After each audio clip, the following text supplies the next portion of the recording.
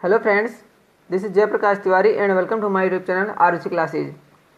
आज की वीडियो में हम पढ़ेंगे क्लास 12th के लिए होम साइंस का एक महत्वपूर्ण पेपर जो कि आपके एनुअल एग्ज़ाम के लिए बहुत ही ज़्यादा हेल्पफुल रहेगा। ये जो होम साइंस का पेपर है एनुअल एग्ज़ाम के लिए डिज़ाइन किया गया है, आप सभी के लिए हेल्पफुल रहेगा।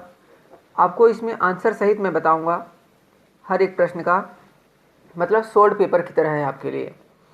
तो इसलिए आप वीडियो के अंत तक देखें और समझें कि 2021 में होम साइंस का पेपर किस तरह का आएगा।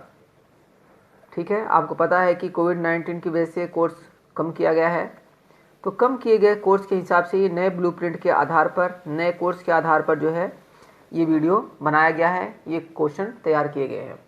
तो आइए वीडियो को शुरू करते हैं। सबसे रहेगा बहुविकल्पीय प्रश्न और रहेंगे कितने? 20 प्रश्न रहेंगे। इसमें 20 प्रश्न रहेंगे जो कि बहुविकल्पीय रहेंगे। क्या है? सबसे पहला क्वेश्चन है, हृदय बना है। हृदय किसका बना है?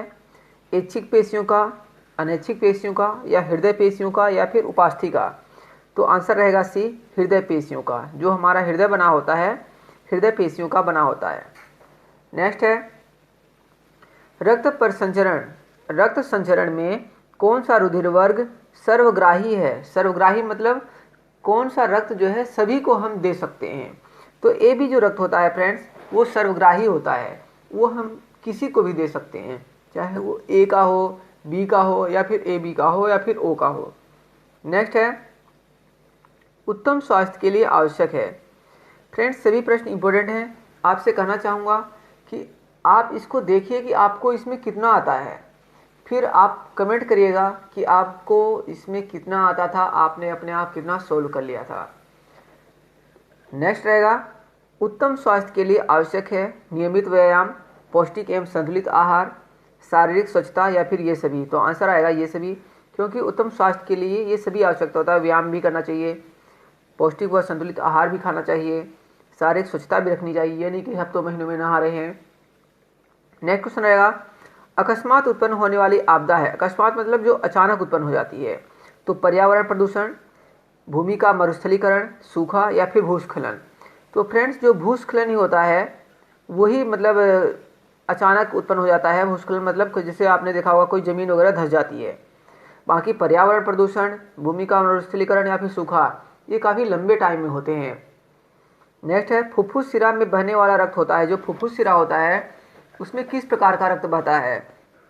शुद्ध, अशुद्ध, या ए और बी दोनों, मतलब शुद्ध और अशुद्ध दोनों, या फिर इनमें से कोई नहीं? तो आंसर होगा ए, शुद्ध। जो फुफ्फुस शिरा होता है उसमें शुद्ध रुधिर बहता है। नेक्स्ट क्वेश्चन रहेगा, स्वर यंत्र कहाँ स्थित होता है? तो फ्रेंड्स स्वर यंत्र जो होता है कंठ में, मतलब जो हमारा गला होता है उसमें स्थित होता है। पीयूष ग्रंथि किसे नियंत्रित करती है? हार्मोन्स, प्रतिवर्ती क्रियाएं, अंतःस्रावी ग्रंथियां, ये या फिर ये सभी? तो जो पीयूष ग्रंथि होती है जिसको हम मास्टर ग्रंथि भी कहते हैं, कई बार क्वेश्चन ने पूछा जाता है कि पीयूष ग्रंथि को मास्टर ग्रंथि क्यों कहते हैं? तो इसका आंसर होगा, पीयूष ग्रंथि किसे नियंत्रित करती है? तो अंतःस्रावी ग्रंथियां जो होती हैं उनको जो है नियंत्रित करता है यह। शरीर का संतुलन किसका कार्य है? मतलब शरीर का जो संतुलन होता है वो किसका कार्य होता है, मतलब कौन करता है? न्यूरॉन, प्रोटॉन, तंत्रिका कोशिका का, या फिर अनुमस्तिष्क का? तो जो हमारा मस्तिष्क का अनुमस्तिष्क भाग होता है, हमारे मस्तिष्क के भी कई भाग होते हैं, जैसे आपने अनुमस्तिष्क, पश्च मस्तिष्क ये सुना होगा, डिटेल में भी ये क्वेश्चन पूछा जाता है फ्रेंड्स। तो शरीर का संतुलन किसका कार्य है? तो ये अनुमस्तिष्क का कार्य होता है।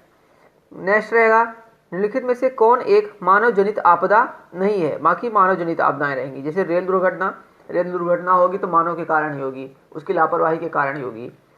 आग लगना, परमाणु विस्फोट, या फिर बादल फटना? तो फ्रेंड्स जो बादल फटना होता है वो जो है मानवीय आपदा नहीं है, ये प्राकृतिक आपदा होती है। नेक्स्ट है, पोलियो किससे फैलता है? जीवाणु द्वारा, विषाणु द्वारा, वायु द्वारा, या फिर पशुओं द्वारा? तो पोलियो जो है विषाणु द्वारा फैलता है, वायरस के द्वारा। नेक्स्ट रहेगा, थर्ड का क्या है, मतलब जो 4 ग्रुप रहेंगे आपके और 5 जो है ऑब्जेक्टिव आएंगे उसमें। तो एकल परिवार में पाई जाती है 2 पीढ़ियाँ, 3 पीढ़ियाँ, 3 से अधिक पीढ़ियाँ, या फिर इनमें से कोई नहीं? तो एकल परिवार में जो है 2 पीढ़ियाँ पाई जाती हैं। मतलब माता पिता और उनकी संतान। नेक्स्ट रहेगा बाल्यावस्था मानी जाती है। जो बाल्यावस्था होती है वो कब से कब तक मानी जाती है? 1 से 6 वर्ष, 2 से 12 वर्ष, 13 से 19 वर्ष या फिर इनमें से कोई नहीं। तो आंसर होगा बी, 2 से 12 वर्ष को हम बोलते हैं बाल्यावस्था। नेक्स्ट रहेगा परिसंचरण तंत्र का मुख्य अंग है। परिसंचरण तंत्र का मुख्य अंग क्या होता है? तो होता है फ्रेंड्स हृदय। बाल विवाह का दोष नहीं है, मतलब बाल विवाह किसका दोष नहीं है? मतलब जनसंख्या वृद्धि, निर्बल संतान, व्यक्तित्व विकास में बाधक या फिर वैवाहिक समायोजन में सहायक। तो बाल विवाह का दोष नहीं है, वैवाहिक समायोजन में सहायक। नेक्स्ट रहेगा व्यायाम में श्वसन क्रिया होती है। जब आप व्यायाम करते हैं तो आप कैसा फील करते हैं? मतलब उस टाइम आप देखते होंगे कि जब आप व्यायाम करते हैं तो लंबी लंबी सांसें लेने लग जाते हैं। मतलब जैसे आप थोड़ा सा दौड़ लिए, वो भी एक तरीके का व्यायाम ही है। तो आप जब दौड़ लिए तो आप जैसे देखते हैं कि सांस मतलब ज़्यादा लेने लग जाते हैं, तो उसको हम बोलते हैं गहरी सांस लेना। नेक्स्ट रहेगा गर्भावस्था में किस प्रकार का आहार उचित है? मतलब जब स्त्री प्रेग्नेंट है तो उस टाइम उसको कैसा आहार खाना चाहिए? तो एक संतुलित आहार खाना चाहिए। संतुलित आहार का मतलब होता है जिस भोजन में प्रोटीन, विटामिन, मिनरल्स ये सभी आहार जो है होते हैं। तो आंसर होगा डी, संतुलित आहार। नेक्स्ट क्वेश्चन रहेगा शिशु के कृंतक दांत कब निकलते हैं? जो शिशु के कृंतक दांत होते हैं कब निकलते हैं? तो फ्रेंड्स 6 से 8 माह में निकल जाते हैं। बाल विवाह से संबंधित कानून है Sharda act, Sukanya act, Jyotiba Phule act या इनमें से कोई नहीं। तो शारदा एक्ट जो है वो बाल विवाह की रोकथाम के लिए बनाया गया था। तो ये कई बार पूछा जाता है कि बाल विवाह को रोकने के लिए सरकार ने क्या प्रयास किए हैं, क्या प्रयत्न किए हैं। तो अच्छा क्वेश्चन बनता है। जब आपको हम नेक्स्ट वीडियो जो आएंगे हमारे, उनमें इसके विषय में डिस्कस करेंगे जो इम्पोर्टेंट क्वेश्चन है, तो आपको ज़रूर बताया जाएगा। इसलिए आप हमारे साथ बने रहें। और अगर आप PDF चाहते हैं तो आप हमारे टेलीग्राम चैनल को या फिर व्हाट्सएप ग्रुप को जरूर ज्वाइन कर लें। नेक्स्ट रहेगा व्यक्ति के व्यक्तित्व को प्रभावित करने वाले कारक हैं परिवार का प्रभाव, स्कूल का प्रभाव, माता पिता का प्रभाव या फिर ये सभी। तो आंसर होगा फ्रेंड्स ये सभी। व्यक्ति के व्यक्तित्व को प्रभावित करने वाले कारक हैं ये सभी।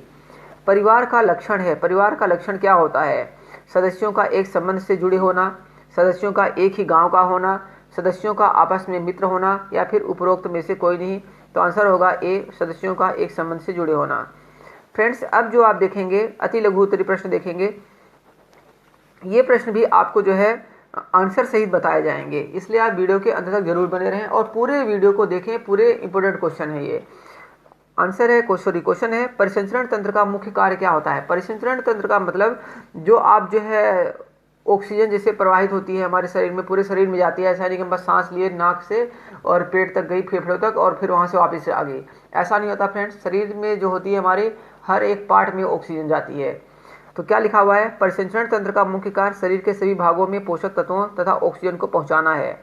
नेक्स्ट रहेगा स्वायत्त तंत्रिका तंत्र का क्या कार्य है? तो स्वायत्त तंत्रिका तंत्र शरीर की स्वायत्त अनैच्छिक क्रियाओं का संचालन करता है, जैसे हृदय, यकृत, आमाशय, अंतःस्रावी ग्रंथियों की क्रियाएं आदि।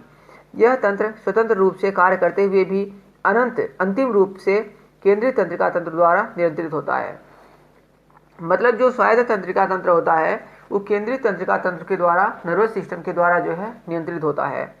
नेक्स्ट रहेगा निःसंक्रमण एवं निःसंक्रामक शब्दों का अर्थ स्पष्ट कीजिए। अच्छा क्वेश्चन रहेगा ये। रोगाणुओं को नष्ट करने की क्रिया को निःसंक्रमण कहते हैं। मतलब अगर रोगाणुओं को नष्ट करने की जो क्रिया रहेगी, जैसे साफ सफाई वगैरह, डिटोल वगैरह से जो सब धुलाई वगैरह करना, ये सब क्या कहलाती है? रोगाणुओं को नष्ट करने की क्रिया है। तो इसको हम बोलेंगे निःसंक्रमण। निःसंक्रमण के लिए अपनाए जाने वाले पदार्थों को निःसंक्रामक कहते हैं। नेक्स्ट क्वेश्चन रहेगा मृदा प्रदूषण का जनजीवन पर क्या प्रभाव पड़ता है? फ्रेंड्स अगर आप थोड़ा भी अपना दिमाग लगाएंगे तो मृदा प्रदूषण का जनजीवन पर क्या प्रभाव पड़ता है आप बता सकते हैं। क्या है?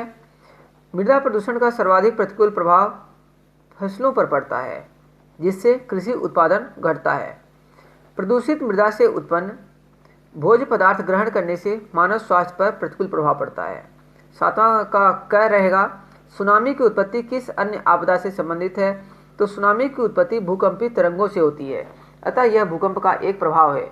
फ्रेंड्स क्या होता है कि जब पृथ्वी के धरातल में भूकंप तरंग उत्पन्न होता है, मतलब भूकंपीय तरंगें उत्पन्न होती हैं, तो कभी कभी क्या होता है, आपको पता होगा कि जो समुद्र होते हैं उनके नीचे भी, मतलब समुद्र के अंदर भी उसकी तरंगें प्रवाहित होंगी। तो उन तरंगों के कारण क्या होता है कि पानी जो है बहुत ऊंची ऊंची लहरें उठती हैं पानी की, और वही लहरें इतनी भयानक हो जाती हैं कि जो आसपास का किनारा रहता है उधर तक पानी चढ़ जाता है और भयंकर उत्पात मचाता है। तो यही है सुनामी। तो जो क्वेश्चन था कि सुनामी की उत्पत्ति किस अन्य आपदा से संबंधित है, तो फ्रेंड्स भूकंप के कारण होता है ये। नेक्स्ट क्वेश्चन रहेगा, व्यक्तित्व के विकास की विभिन्न अवस्थाएं लिखिए। जो व्यक्तित्व के विकास की अवस्थाएं हैं, मोस्ट इंपोर्टेंट क्वेश्चन रहेगा। व्यक्तित्व के विकास की मुख्य 4 अवस्थाएं हैं, कौन कौन सी हैं? शैशवावस्था, बाल्यावस्था, किशोरावस्था और प्रौढ़ावस्था। नेक्स्ट रहेगा, 1937 का अधिनियम किस उद्देश्य से बना था? जो 1937 का अधिनियम बना था, किस उद्देश्य से बना था? तो हिंदू स्त्री के विधवा होने पर मृत पति की संपत्ति में अधिकार प्रदान करने की दृष्टि से वर्ष 1937 में यह अधिनियम पारित हुआ था। दहेज संबंधी अपराध की सुनवाई कहाँ की जाती है? तो दहेज संबंधी अपराध की सुनवाई प्रथम श्रेणी का मजिस्ट्रेट ही कर सकता है तथा इस तरह की शिकायत लिखित होनी चाहिए। नेक्स्ट क्वेश्चन रहेगा, दांत आसानी से निकल आए इसके लिए क्या उपाय करना चाहिए? सुहागा को तवे पर भूनकर शहद मिलाकर मसूड़ों पर लगाने से दांत जल्दी व आसानी से उगते हैं। नेक्स्ट क्वेश्चन रहेगा, रेड क्रॉस सोसाइटी द्वारा मातृ एवं बाल कल्याण के लिए क्या कार्य किया जाता है? तो यह सोसाइटी अनाथालय एवं अस्पतालों में असहाय लोगों को निःशुल्क दूध एवं दवाइयाँ आदि सामग्री वितरित करती है। नेक्स्ट जो प्रश्न रहेगा, लघु उत्तरी प्रश्न रहेगा, जो कि 2 × 10 मतलब 20 मार्क्स के रहेंगे। क्या है? श्वास की हमारे जीवन में क्या उपयोगिता है? कृत्रिम श्वसन क्रिया की आवश्यकता कब पड़ती है? तो फ्रेंड्स इसका यहाँ पर आंसर आपको नहीं मिलेगा, लेकिन यहाँ पर जो है मॉडल है, जो मॉडल था ये, उसमें से खैर लिखा हुआ है इसका ये।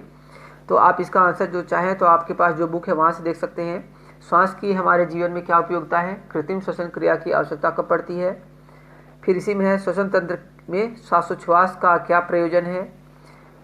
11 का क रहेगा कि मादक पदार्थों का स्नायु तंत्र पर क्या प्रभाव पड़ता है। शरीर में श्वेत रक्त कणिकाओं का क्या कार्य है, जो WBC होती हैं उनका क्या कार्य होता है। फिर है प्लेग रोग पर टिप्पणी लिखिए। बहरेपन के क्या कारण हैं। बाल मृत्यु दर पर निर्धनता के प्रभाव को स्पष्ट करें, मतलब जो बाल मृत्यु दर होती है उसका निर्धनता के कारण मतलब क्यों है। जो बाल मृत्यु दर होती है उसमें निर्धनता एक मुख्य भूमिका निभाती है। अगर आदमी निर्धन न होगा तो उसके पास सारी सुविधाएं होंगी, और सारी सुविधाएं होंगी तो वो बाल मृत्यु दर कम हो जाएगी। तो निर्धनता भी एक अहम रोल अदा करती है बाल मृत्यु दर के कारण, बाल मृत्यु दर में। नेक्स्ट है, सास बहू के संबंध में संक्षिप्त टिप्पणी लिखिए, मतलब सास बहू का संबंध किस प्रकार का होना चाहिए, इस पर एक टिप्पणी लिखिए। नेक्स्ट क्वेश्चन रहेगा, बाल विवाह से होने वाली हानियों का उल्लेख कीजिए। इसके आंसर जो फ्रेंड्स जब हम चैप्टर डिस्कस करेंगे तो आपको बताएंगे। फिलहाल अभी हम मॉडल पेपर डिस्कस कर रहे हैं, तो आप देख सकते हैं और इसका आंसर खुद बताने का प्रयत्न करें, लिखने का प्रयत्न करें, पेपर सोल्व करके देखें कि आपको इसमें कितना लिख सकते हैं, कितना आता है। पीयूष ग्रंथि पर टिप्पणी लिखिए। मैंने पहले भी ऑब्जेक्टिव क्वेश्चन में बताया था कि पीयूष ग्रंथि जो हमारे शरीर की मास्टर ग्रंथि होती है, कई हार्मोन स्रावित करती है, कई जो क्रियाएं होती है उनका जो है नियंत्रण करती है। तो इस पर आपको एक टिप्पणी लिखनी है। नेक्स्ट जो क्वेश्चन देख रहे हैं आप, विस्तृत उत्तरी प्रश्न रहेगा। 15वां रहेगा, मानव के श्वसन में सहायक अंगों के नाम लिखिए, उनके कार्यों का उल्लेख कीजिए। अथवा में इसी में मानव हृदय की बाह्य संरचना बताइए। 16वां है, संक्रामक रोग किसे कहते हैं, इनके फैलने का कारण बताइए। संक्रामक रोग किसे कहते हैं, यह किस प्रकार का फैलता है, बचाव के लिए क्या उपाय करने चाहिए। नेक्स्ट क्वेश्चन रहेगा, डेंगू रोग के कारण, लक्षण व बचने के उपाय लिखिए। मोस्ट इंपोर्टेंट क्वेश्चन रहेगा ये। भारतीय समाज में संयुक्त परिवार के निरंतर विघटन के कारणों का स्पष्ट कीजिए, मतलब जो संयुक्त परिवार मतलब जिसमें कई कई पीढ़ियां जो रहती थी उसका विघटन हो गया, इसके क्या कारण होते हैं। ये इस चैप्टर से क्या पूछा जाता है, संयुक्त परिवार के क्या लाभ हैं, क्या हानियां हैं, या फिर एकल परिवार के क्या लाभ होते हैं, क्या हानियां होती हैं, ये सब क्वेश्चन बनते हैं। नेक्स्ट क्वेश्चन रहेगा, व्यक्तित्व को परिवार तथा वातावरण कैसे प्रभावित करता है, विवेचना कीजिए। 18वां रहेगा, विवाह विच्छेद किसे कहते हैं, विवाह विच्छेद के लाभ और हानियों का वर्णन कीजिए। नेक्स्ट रहेगा, अच्छे व्यक्तित्व की विशेषताओं पर टिप्पणी लिखिए। जल व वायु प्रदूषण को नियंत्रित करने के उपाय लिखिए। जल प्रदूषण क्या है, जल प्रदूषण के कारण एवं इनकी रोकथाम के उपाय लिखिए। नेक्स्ट रहेगा, नेक्स्ट प्रश्न बस फ्रेंड इतना ही था। यहाँ पर 18 का जो आपको क और ख दिखा दिया हूँ मैं आपको प्रश्न। तो सभी प्रश्न इंपॉर्टेंट हैं, आप इसको देखिए और पीडीएफ के लिए आप हमारे टेलीग्राम चैनल और व्हाट्सएप ग्रुप को ज्वाइन कर लें, जिसका लिंक जो है डिस्क्रिप्शन बॉक्स में दिया गया है। Okay friends, thank you for watching this video. मिलेंगे नेक्स्ट वीडियो में।